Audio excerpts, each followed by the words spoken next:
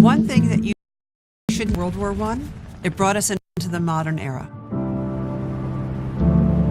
And today, we live in the world that World War I shaped.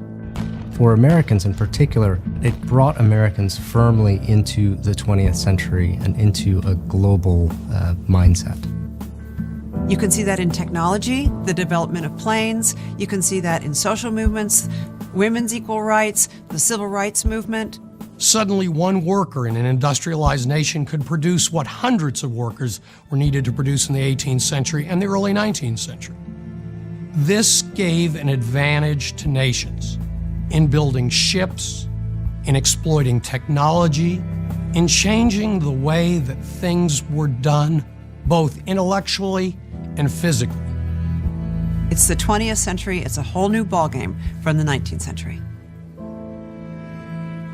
The one thing that people should know about World War I, probably the toll that it takes in terms of what happens with death counts after the war that are really complicated by the influenza, the spread of germs. And a lot of times we don't think about the impact of the war after the war. It's uncertain of where the first case of the flu took place, although recent studies seem to indicate that an Army training camp in Kansas is where. And then all of a sudden it spread like wildfire across the United States and impacted major cities. Everyone knew someone who was impacted by the flu. Problem was, there weren't enough doctors to handle this.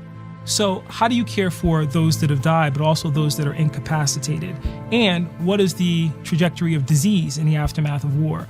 And those are things that typically we don't associate with World War I, but are really actually very important.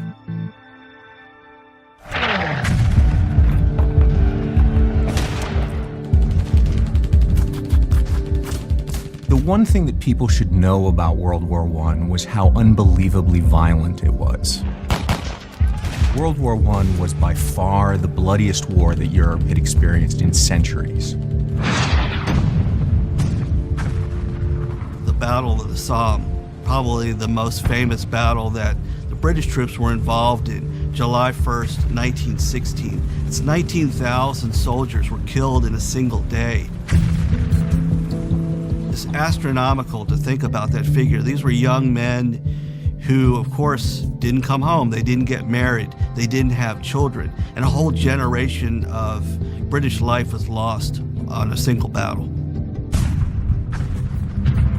What made the First World War a modern war was the way that it mobilized whole societies, and not just mobilized them as laborers and farmers, but also made whole societies targets.